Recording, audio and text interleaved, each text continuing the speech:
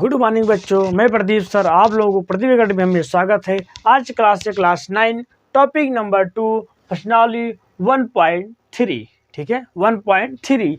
आज हम 1.3 का पूरा थ्योरी सीखेंगे। उसके बाद इसका हम सवाल लगाएंगे। ठीक है, थ्योरी सीखने के बाद यानी थ्योरी एक थ्योरी पढ़ने के बाद उसका उदाहरण, फिर दूसरा थ्योरी उसका उदाहरण। ठीक है, इससे आपको सवाल भी बेहतर समझ में आएगा और थ्योरी भी एकदम तरीके से समझ में आएगी। ठीक है, सबसे पहला जो यहाँ थ्योरी है देखते हैं, वास्तविक संख्याओं का दशमलव प्रसार। ठीक है, क्या है? वास्तविक संख्याओं का दशमलव प्रसार।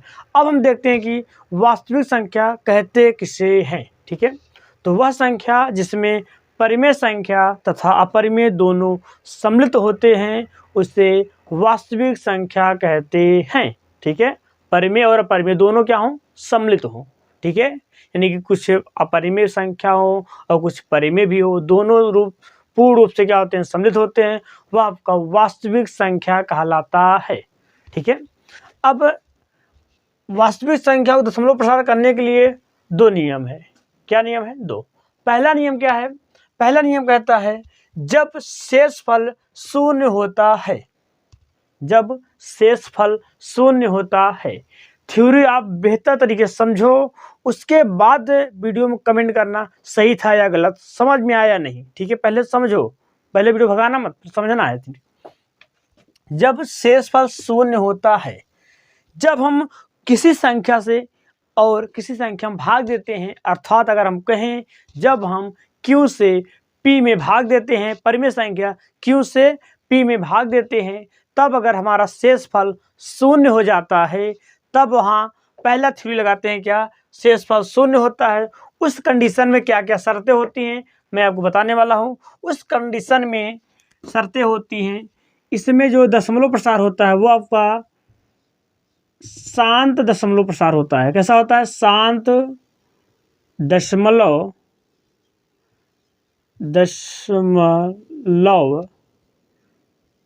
प्रसार। ठीक है, कैसा होता है? शांत दशमलव प्रसार होता है। कब? जब शेषफल शून्य होता है तब। ठीक है, पहला कंडीशन। जब आप दशमलव प्रसार करोगे ना, पूछेगा शांत है या शांत है, कोई दिक्कत नहीं है। जब शेषफल शून्य हो जाए शांत है। अब शांत को कैसे याद करोगे उसको देखते हैं। ठीक है, शांत माने समाप्त हो जाए, किसी भी संख्या किसी में भाग दिया जाए तो वह संख्या पूर्ण रूप से समाप्त हो जाए, यानी कि शेषफल कुछ भी ना बचे, समाप्त, शांत हो जाए, स्थिर हो जाए। शांत समझो, शांत होना ही है।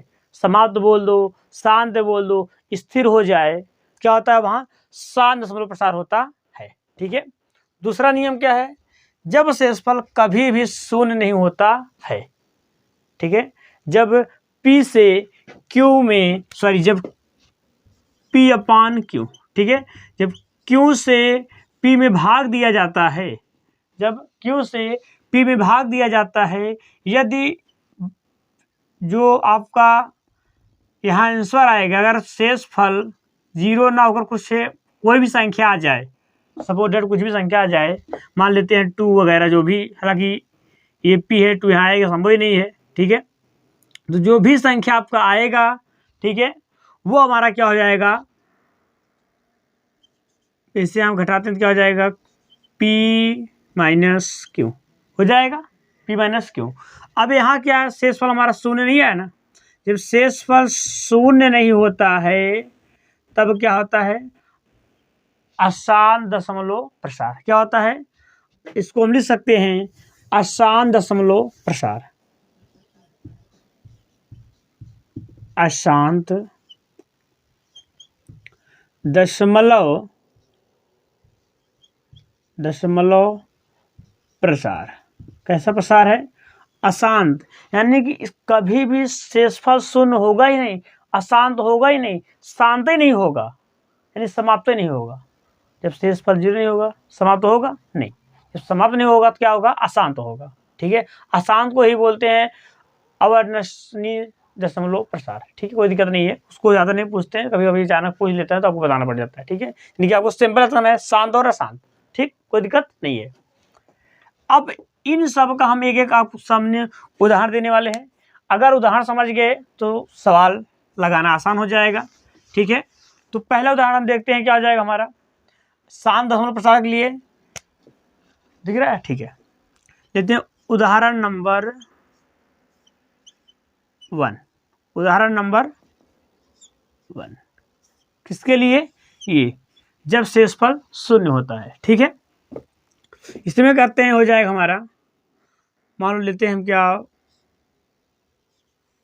4/10, ये आपको दिया रहा है पहले से ही, 10/4, 10/4 कैसा दशमलव प्रसार है, शांत है या अशांत है, ठीक है, इसे दिखाना है। अब जब इसमें भाग देते हैं क्या, 4 दूनी 8 और 10 में से 8 गया कितना बचेगा 2, यहाँ पॉइंट लगा 0, 4 पंचे 20, ये 20 हुआ, ये मेरा क्या हो गया। यहाँ शेषफल जो है वो क्या आया है, शून्य आया है, क्या आया है, शून्य है भैया। जब शेषफल शून्य हो जाए तो ये 10/4 हमारा शांत दशमलव प्रसार है, कैसा है, शांत दशमलव प्रसार, ठीक, बात समझ आ गई होगी, कोई डाउट नहीं होगा। जब शेषफल शून्य हो जाए तो अशांत हो जाएगा, दशमलव में है, देख रहे हो, दशमलव में आया है, लेकिन कैसा है, अशांत, सॉरी शांत है, कैसा है, शांत है, समाप्त हो गया है, शांत है, ठीक है। ये हमारा था शांत दशमलव प्रसार का उदाहरण। अब लेते हैं अशांत दशमलव प्रसार का उदाहरण, ठीक है।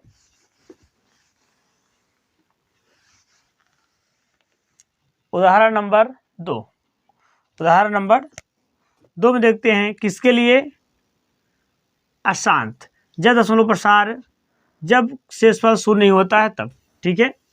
तो मान लो हम लेते हैं कोई संख्या,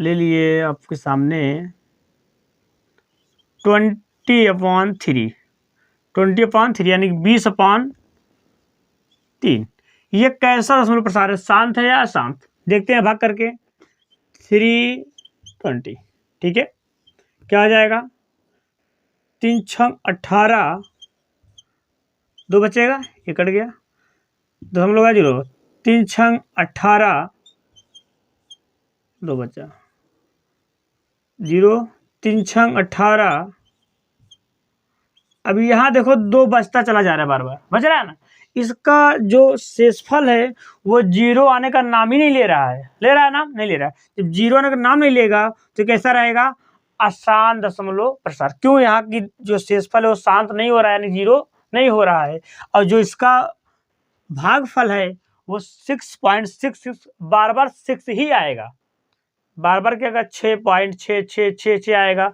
तो इसको हम बोल सकते हैं ये पुनरावृत्ति हो रहा है, क्या हो रहा है, पुनरावृत्ति हो। जब किसी भी संख्या में भाग देने पर अगर पुनरावृत्ति हो तो क्या होगा, अशांत दशमलव प्रसार होगा, क्या होगा, अशांत दशमलव प्रसार, यानी कि 20/3 एक कैसा दशमलव प्रसार है, अशांत दशमलव प्रसार है, कोई दिक्कत नहीं, ठीक है। ये हमारा था थ्योरी नंबर 1, ठीक है। अब देखते हैं थ्योरी नंबर 2 क्या कहता है हमारा, अगर आप इसको नोट करना चाहते हो नोट कर लो,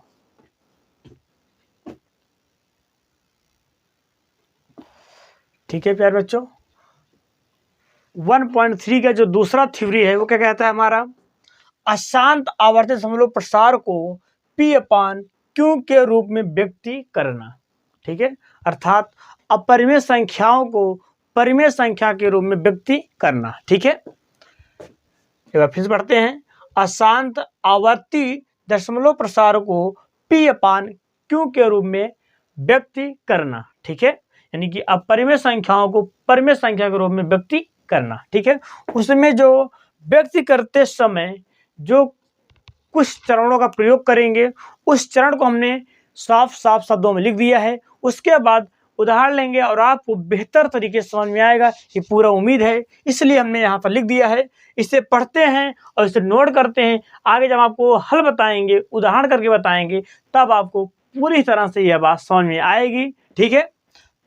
चरण नंबर 1 में देखते हैं, अशांत आवर्ती दशमलव प्राप्त करें, ठीक है, यानी कि अशांत आवर्ती दशमलव प्राप्त करें तथा इसे यक्स के बराबर लिखें, ठीक है। इस बात को दिमाग में बैठाए रखना, अभी इसके तुरंत बाद हम उदाहरण करेंगे और तुरंत इसका प्रयोग करेंगे और आपको तुरंत समझ में आएगा, ये मेरा 100 में 100% गारंटी है, ठीक है। दूसरा चरण, यक्स के दोनों पक्षों में 10 की पावर n से इस प्रकार गुणा करें कि जिससे कि आवर्ती दशमलव कॉमा दशमलव बिंदु के दाईं ओर रहे। ठीक है, यानी कि यक्स के दोनों पक्षों में, यक्स मतलब जो हमने यक्स के बराबर लिखा है उसके दोनों पक्षों में 10 की पावर n, यानी कि 10 की पावर n मतलब है 10 के पावर n का जो हिंदी होता है वो रेशनल नंबर यानी कि प्राकृतिक संख्या।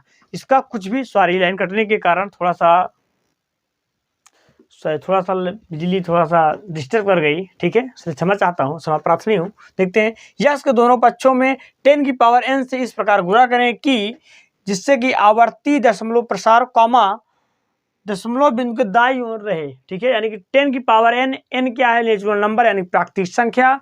इस प्रकार उस संख्या में हम गुणा करें कि जो उसका दशमलव प्रसार दशमलव आवर्ती दशमलव है वह दाईं ओर चला आए।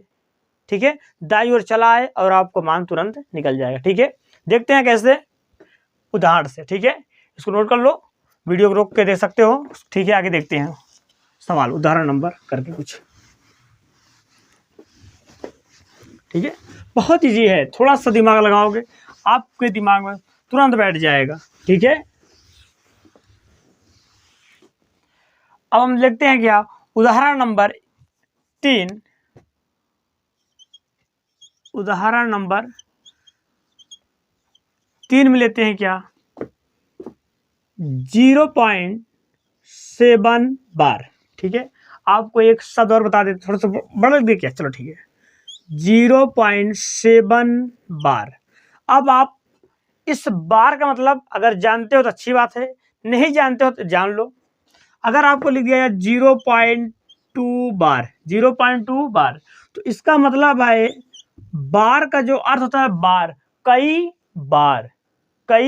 बार, यानी कि जो आपने Q से P में भाग दिया था उसका शेषफल कभी 0 नहीं आया होगा और वह बार बार भागफल आता चला गया होगा। जैसे हमने लिख लिया था, उसमें आया था 6.66 करते चला जाता था, उसी प्रकार उसको हम लिख सकते थे क्या, जो हमारा हमने उदाहरण लिया था उदाहरण नंबर 2 में 6.66 आया था, इसको हम लिख सकते थे 6.6 बार लिख सकते थे।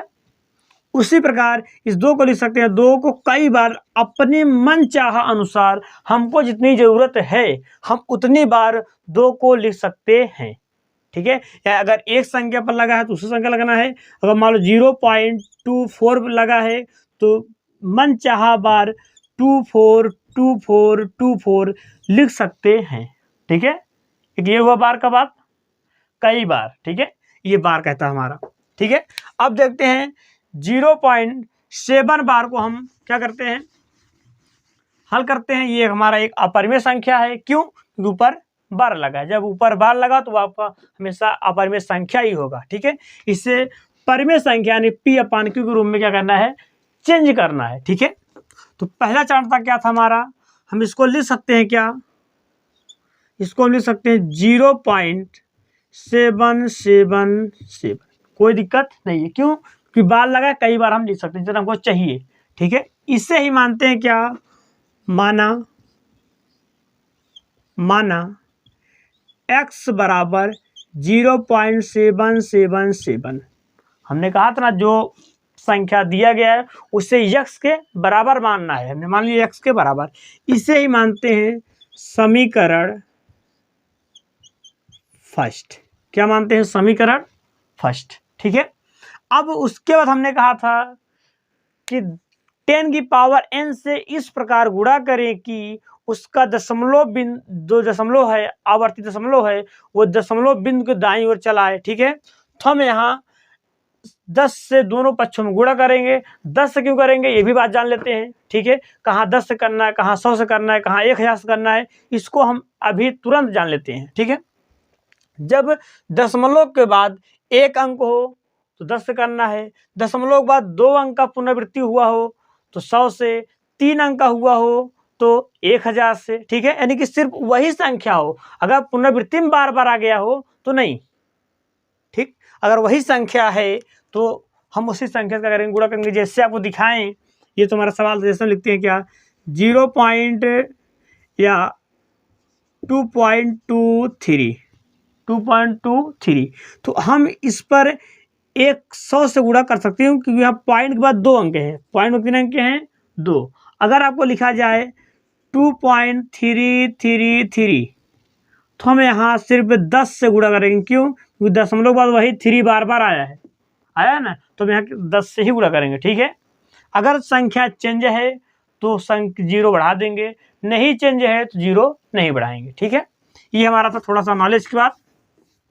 अब लिखते हैं क्या, दोनों पक्षों में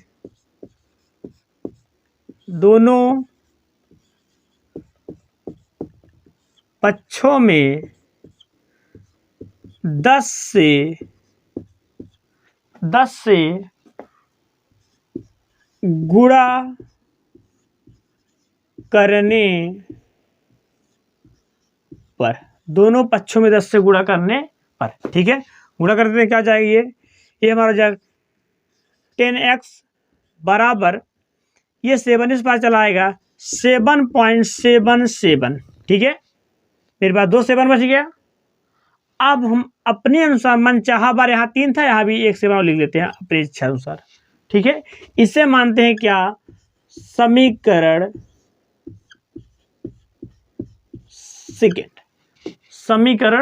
सेकेंड। ठीक है, अब अगला लिखते हैं क्या, समीकरण, हमने 2 चरण माने थे। पहला चरण था हमारा यक्स के बराबर लिखने का, देख लो लिख दिए हैं। दूसरा चरण था दोनों पक्षों में 10 के पावर n से गुणा करना था, हमने कर दिया। ठीक है, दो जो उपयोग हुआ है ना।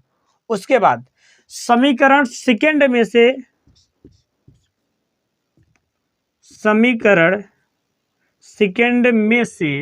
लिख देते हैं ना, में से समीकरण फर्स्ट को